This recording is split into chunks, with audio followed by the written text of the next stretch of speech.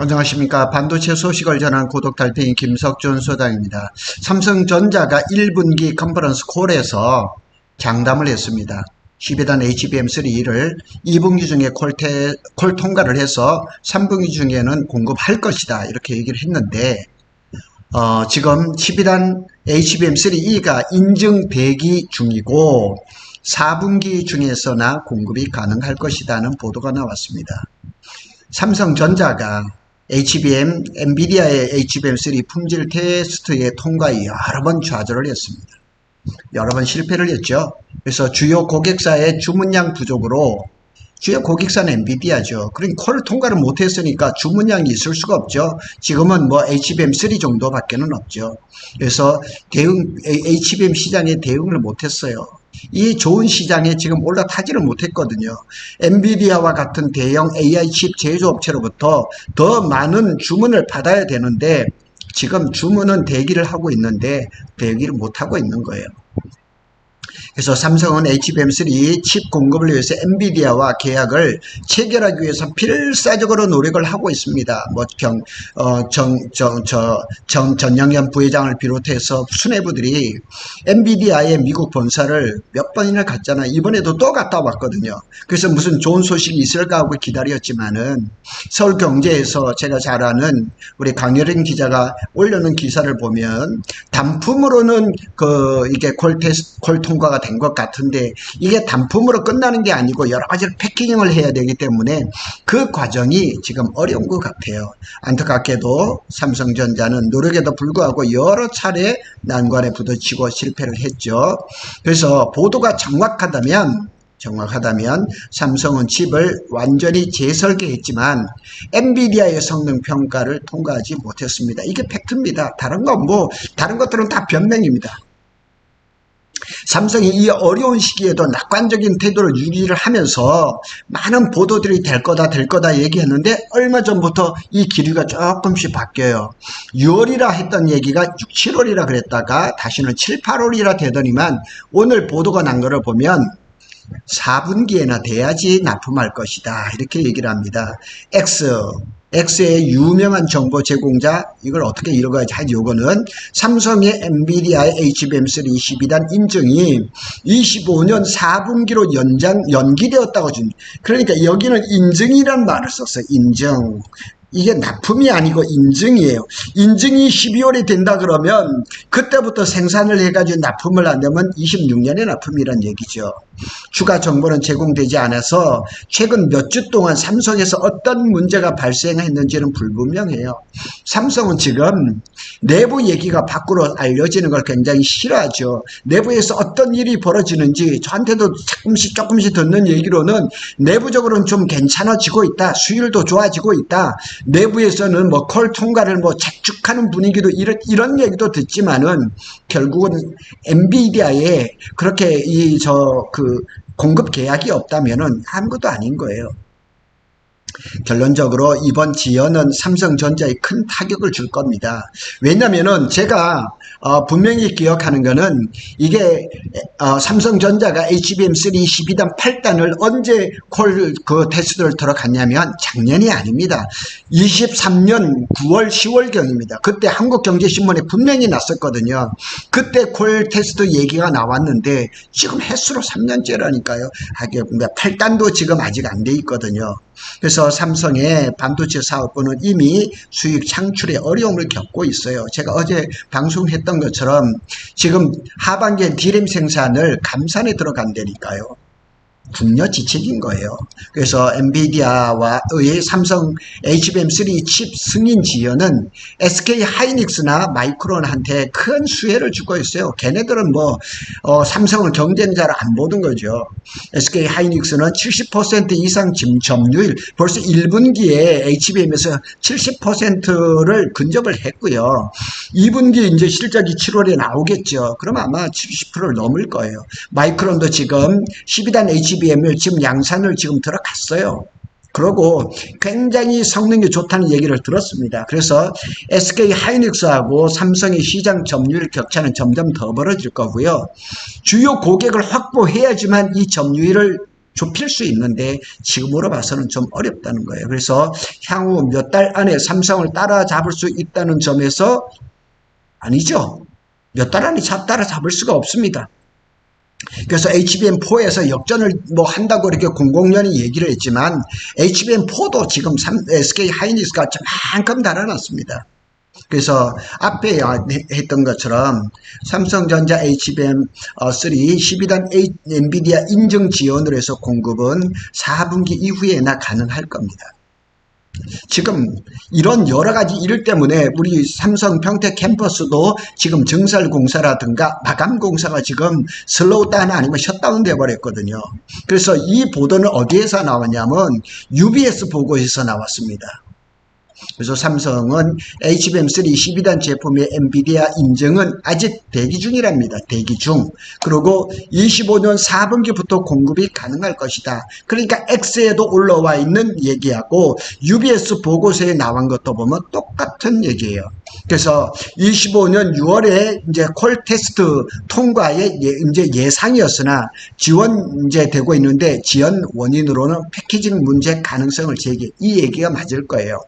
제가 앞에서 말씀드린 것처럼 서울경제의 강혜령 기자처럼 하여튼 D램 단품으로 HBM 단품으로 해서는 통과가 됐는데 이게 단품으로 쓰는 게 아니고 GPU라든가 그 다음에 CPU라든가 이거를 기판에다가 패키징을 해야 되는데 거기에서 문제가 발생을 할 수가 있는 거죠. 그래서 다만 HBM3 12단 제품 인증은 당초 예상보다 시간이 더 걸릴 것으로 예상을 한다는 거죠. 그런데 이 시장의 영향은 뻔해요. 마이크론하고 SK 하이닉스인데 좋은 거예요. 마이크론은 이미 인증을 획득하고 하이엔드 HBM3 시장에서 우위를 유지를 하고 있어요. 마이크론도 8단 HBM3를 납품을 하고 있고 12단 HBM3 콜 통과를 해서 대량 생산에 들어갔거든요.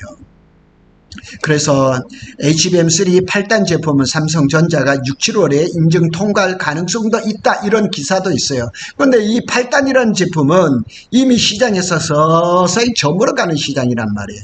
그래서 삼성전자가 지금 공급하는 거는 HBM2E나 HBM3라 밖에 없고 그 다음에 다른 데는 뭐 AMD라든가 다른 데는 뭐 8단 HBM3 12단도 들어가고 있다고 하지만은 엔비디아의 콜 통과를 못 받으니까 엔비디아의 콜 통과라는 건 한마디로 말해서 KS 인증 마크를 맞는 것과 똑같은 효과를 하니까 다른 빅테크 기업들이 그걸 잘 안 쓰는 거죠.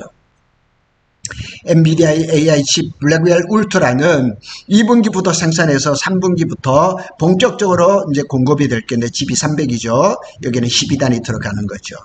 그러다 보니까 12단은 지금 SK 하이닉스가 독점적으로 지금 엔비디아에 공급을 하고 있으니까 완전히 HBM 시장은 SK 하이닉스 독점적인 시장이 되어버렸습니다. 그래서 기술 및 경쟁을 분석을 해보면 삼성전자는 6세대 원시 D램 공정 기반의 HBM4 개발로 반전을 시도하고 있어요. 제가 방송을 여러 번 했지만 HBM4도 삼성이 역전시킬 가능성은 희박해요. 지금 HBM4 12단은 벌써 SK는 생산을 해가지고 3월달에 샘플을 공급을 했고 콜 테스트가 지금 거의 끝나가고 10월 정도에는 대량 생산이 들어가서 4분기에는 납품을 할 거란 말이에요. 그리고 엔비디아의 차세대 아키텍처인 루빈이 장착이 될 거니까요. 근데 삼성전자는 원시 D램이지만은 경쟁사 SK나 또 마이크론은 원비 공정을 하고 있어요. 제가 앞에서 말씀드렸죠. 최근 마이크론 업계 최초로 원감마, 마이크론은 원A, 원B, 원C 안 합니다. 알파, 베타, 감마로 왔거든요. 감마 그러니까 결국 원시 드램이죠. LPDDR5X를 생산을 했어요. 업계에서 최초로. 갤럭시 S25가 올해 1월에 출시를 했을 때 갤럭시 S에 들어간 저전력 반도체 LPDDR5X를 마이크론 거를 썼습니다. 그러니까 마이크론이 아주 사상 처음으로 퍼스트 서플라이어 1차 밴드가 됐다니까요. 그리고 삼성이 2차 밴드가 되어버렸습니다. 지금은 어떻게 뭐 굴러가는지 모르겠지만 하여튼 처음에 그랬단 말이에요. 그런데 지금 삼성전자가 내년 갤럭시 S26을 지금 준비를 하고 있을 텐데 거기에 또 이렇게 그냥 막강한 원 감마 원C D램으로 만든 LPDDR5X가 나왔으니까 삼성전자 MX 사업부에서 저거를 테스트를 안 하겠냐고요. 당연히 할 거죠. 그래서 2026년 이후 기술력 기반의 경쟁력 회복을 기대할 수밖에 없습니다. 그래서 저는 이거를 자꾸 얘기를 하다 보면 작년에 이제 현대차 증권의 애널리스트 센터장이 얘기했던 그 얘기가 자꾸 머리를 안 떠납니다. 삼성전자가 이 기술을 빨리 따라잡지 못하면 향후 2, 3년 동안 어렵지 않겠느냐 이런 얘기를 하고 있어요.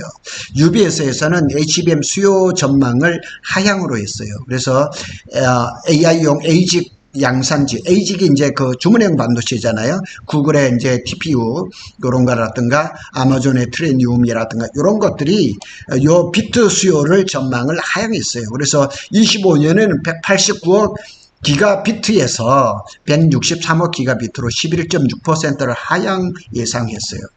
그리고 또 내년에는 261억 기가비트에서 254로 요 10.3%를 또 이렇게 하향 조정했어요. 그러니까 어떻게 보면 한쪽에서는 HBM 수요는 여전하다 이렇게 얘기하는 쪽도 있지만은 HBM 수요에 대해서 부정적으로 얘기를 하는데도 많아요. 그런데 UBS는 약간의 부정적으로 평가를 한 겁니다. 그거는 뭐 시간이 지나면 이제 다 나올 거고, 어쨌거나 기술력으로 이 시장을 올라타는 게 중요한데 삼성전자는 지금 그게 안 되는 거죠.